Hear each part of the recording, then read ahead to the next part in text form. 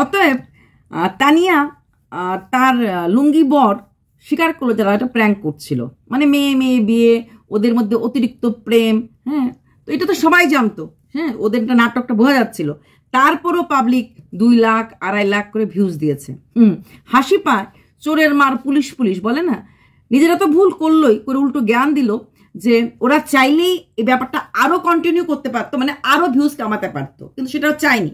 ওরা কি চেয়েছে? ওরা চেয়েছে যে এটাই, যে মেয়ে মেয়ে যারা বিয়ে করে এদেরকে লোক খারাপ ভাবে, এবং কিন্তু ওদের মনেও অনেক আশা আকাঙ্ক্ষা থাকে, সেই আশা আকাঙ্ক্ষাগুলি পূর্ণ করার জন্য মেয়ে মেয়ে বিয়ে করে।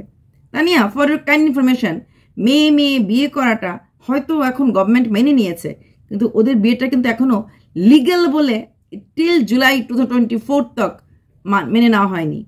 এবং ওরা আবার অ্যাপ্লাই করেছে যে লিগ্যাল হাজব্যান্ড অ্যান্ড ওয়াইফ বলে মেনে নেন। হ্যাঁ, you can stay, you can live in, তোমরা বলতে পারো husband and wife, but legally married, we are legally married, এই কথাটা কোনো মেয়ে মেয়ে বা কোনো ছেলে ছেলে বিয়ে করে বলতে পারবে না।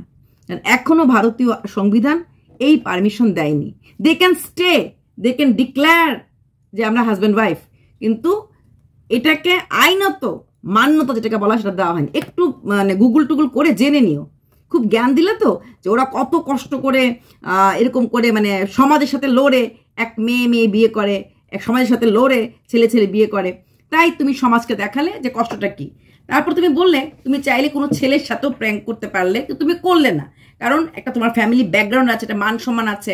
হ্যাঁ, ছেলের সাথে এরকম করলে তুমি এভাবে খাটের মধ্যে ঠুস করে শুতে পারতে না হয়তো, বা যদি এটা প্র্যাঙ্ক হয়, বা তোমাকে যেভাবে জড়িয়ে ও ওপেন কিস টিস করছিল, সেই কিস টিসগুলি তোমরা করতে পারো, কিন্তু তাও একটু একটু চোখে একটু লাগে আমাদের।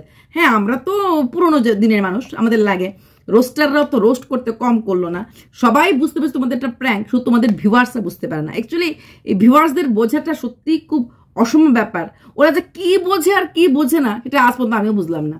তোমরা যেভাবে থাকো, ভালো থেকো, তোমরা সুখে থেকো, এরকম করে যে কত আশীর্বাদ পেয়েছো, আহা তুমি আর কেঁদো না গো, তোমার সুখ শান্তি সব, এইসব কথা ভিউয়ার্সরা লিখে গেছে, দেখেছি তোমার ইয়েতে। আর তোমার যেটা মূল উদ্দেশ্য ছিল রোজগার করা, সেটা করে নিয়েছো। রোজগার করারও একটা লিমিট থাকে, তাই একটা লিমিটের পর তুমি থামিয়ে দিয়েছো, কারণ না হলে লোকে আরো কিছু কথা বলবে। ভবিষ্যতে যখন তুমি কোনো ছেলের সাথে মিশবে, আরবার প্র্যাঙ্ক করবে, তখন তো কথা আরো উঠতে পারে, এ তো এটাই করে, তাই তো? তার ভয়ে তুমি থামিয়ে দিয়েছো। তুমি আবার বলছো চাইলে তুমি এটাকে আরো কন্টিনিউ করতে। কিছু কিছু লোক প্র্যাঙ্ক অনেক দিন ধরে কন্টিনিউ করছে, সেটা কি ধরে নেব? তোমার বন্ধু এবং তোমার বন্ধুর বর, যাদের কিনা বিয়ের একমাত্র উইটনেস তুমিই ছিলে, তুমি একমাত্র দাঁড়িয়ে মহিলা পুরোহিত ওদেরকে হিন্দু মুসলিমের বিয়ে সিঁদুর পরিয়ে করিয়ে দিয়েছিলে কোনো মন্দিরের সামনে, তাদেরটাই কি এখনো প্র্যাঙ্ক? মাঝখানে ওদের ভিউজ কমে গেল, তারপর দেখালো খুব অসুস্থ, হসপিটালের অ্যাম্বুলেন্সে গাড়িটা মাঠের দিকে মুখ করে দাঁড়ানো, তারপর হসপিটালে ভর্তি হতে হতে হতে আবার এমন এক উকিলের কাছে গেল, সে উকিল রেজিস্ট্রি ম্যারেজ না করিয়ে সে সিঁদুর পরানো বিয়ে করালো, এবং ধমকি দিল প্যারেন্টসকে যেন খারাপ ব্যবহার করলে দেখে নেবে। কোনো প্যারেন্টসকে কোনো উকিল ধমকি দিতে পারে না। কোনো প্যারেন্টস, যেমন কোনো প্যারেন্টস 18 বছরের ঊর্ধ্বে কোনো ছেলে বা মেয়েকে বিয়ে করতে আটকাতে পারে না, ঠিক তেমনি কোনো উকিলও পারে না যদি তার মা বাবা সে বিয়েটা মেনে না নেয় তাকে ধমকি ধামক দিতে। সেখানে সে দিল, যা কিছু হতে পারে না আইনের চোখে তাই করলো। একজন অ্যাডভোকেট হয়ে উনি একটা হিন্দু মুসলিমের বিয়ে করাই দিল, কিন্তু সেখানে স্পেশাল ম্যারেজ অ্যাক্টের নিয়মাবর্তীগুলি মানলো না।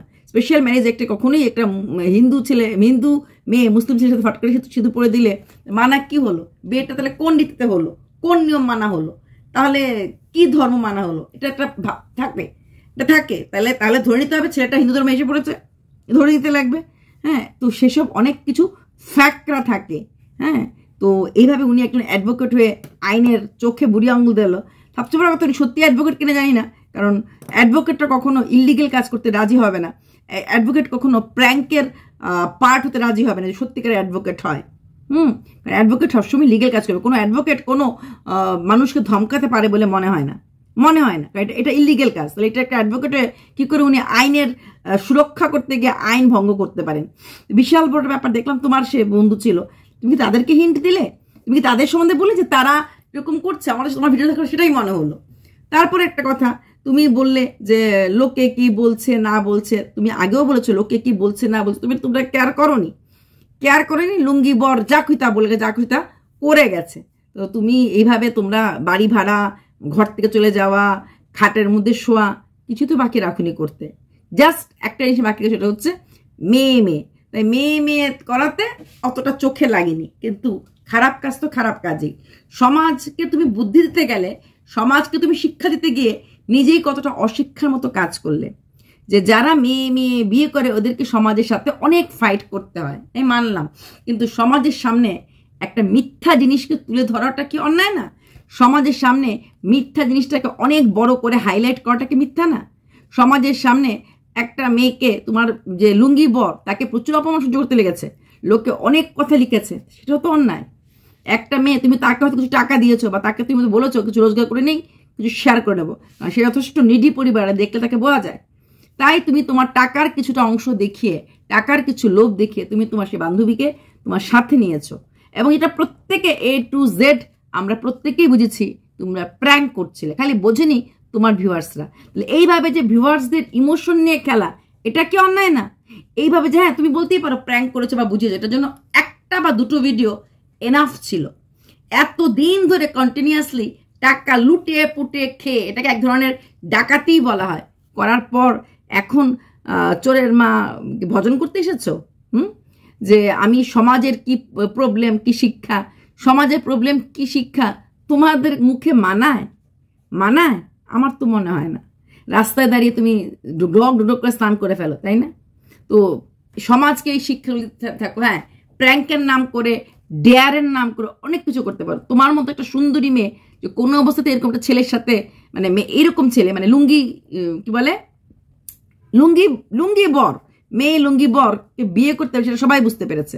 তুমি ভীষণ ডেয়ারিং, তুমি ভীষণ স্টাইলিশ, প্রশ্নই আসে না তুমি এই ধরনের মেয়ের গলায় বরমাল্য পরানোর মতো। সেখানে দাঁড়িয়ে তুমি একটা লোককে আরো শিখিয়ে দিলে মিথ্যার হাত ধরে কি করে চলতে হয়, কি করে ভিউজ কিছুদিন কামানোর পর, রোজগার কিছুদিন করার পর সেখান থেকে সরে আসতে লাগে। এটাও কিন্তু একটা শিক্ষা। সোশ্যাল ইনফ্লুয়েন্সাররা অনেকভাবে ইনফ্লুয়েন্স করে সোসাইটিকে। তুমি হয়তো এইভাবে ইনফ্লুয়েন্স করেছো, ভেবেছো এইভাবে ইনফ্লুয়েন্স করলে লোক ইনফ্লুয়েন্সড হবে, আর তুমি সেই কাজটাই করেছো। আমার তো সেটাই মনে হলো।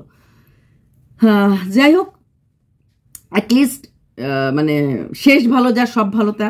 ভবিষ্যতে তুমি আবার হয়তো কোনো মেল পার্সন নিয়ে, কোনো ছেলে পার্সন নিয়ে প্র্যাঙ্ক করবে, কারণ তুমি যাদের বন্ধু, তুমি যাদের সঙ্গ দিচ্ছ, সেই ছেলেটা তো তিনবার বিয়ের নামক প্র্যাঙ্ক করেই চালিয়ে গেল।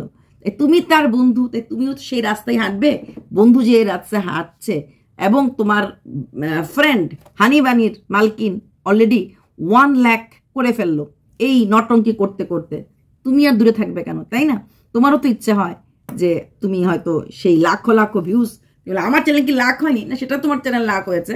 ভিউজের খেলায় ওরা অনেক এগিয়ে আছে, নিত্য নতুন প্র্যাঙ্ক দিয়ে। সেখানে তোমার চ্যানেলটা 7K 4K 5K এসে আটকে যাচ্ছিল। সেই 7K 5K 8K চ্যানেলকে লাখ উড়ন দিতে গিয়ে একটা বিয়ে নামক একটা সুন্দর আমাদের কি বলবো কি বলো এটাকে, রিচুয়ালকে তুমি হালকা করে খেলা দেখিয়ে দিলে। তোমরা মেয়েরা আজকাল ভাবো আবির দিয়ে সিঁদুর পরালেই সিঁদুর হয় না। সিঁদুরটা নয় আবির ছিল, মানে মিথ্যা ছিল, আবির ছিল বা রলি ছিল, সিঁদুর ছিল না। শাখা পলাটা এটাও কি মিথ্যা? শাখাটাও কি মিথ্যে হয়? পলাটাও কি মিথ্যে হয়? শাখা পলা সিঁদুর আর একটু ইন্টু কিসকিস, বাস হয়ে গেল বিয়ে, হয়ে গেল প্রেম, হয়ে গেল নাটকের মানে শুরু বা নাটকের শেষ। কিন্তু যে জিনিসগুলি নিয়ে খেলছো, সেই জিনিসগুলি আমাদের সংস্কার, সেই জিনিসগুলি আমাদের গর্ব, বাঙালির গর্ব শাখা। একটা মানুষ, একটা বাঙালি মহিলা শত ভিড়ে দাঁড়ালেও যখন হাতের পলাটা বা হাতের শাখাটা দেখা যায়, আচ্ছা ইউ আর বেঙ্গলি বলে, আচ্ছা কি করে বুঝলেন? ওই আপকা হাত মেও দেখকার। তো সেই জিনিসগুলি নিয়ে সম্মান করতে না পারো কোনো ব্যাপার না, খেলতে এসো না, খেলো না, সম্মান করো না, দরকার নেই। এই যে পুরোনো ব্যাকডেটেড শাখা পলাতে কি আছে, আমি সব কিছু মানছি, সম্মান করছো না, করো না, কিন্তু খেলতে এসো না। কোনো কিছু তুমি প্রতিষ্ঠা করতে পারবে না, কোনো প্রতিষ্ঠিত কোন জিনিসকে তুমি ভাঙতে এসো না। ভাঙাটা অনেক মানে ইজি গড়ার থেকে। তোমরা ভাঙতে ভালোবাসো, গড়তে জানো না। খুব অল্প বয়সে টাকা রোজগার করার শর্টকাট রাস্তাটা পেয়ে গেছো, তাই না?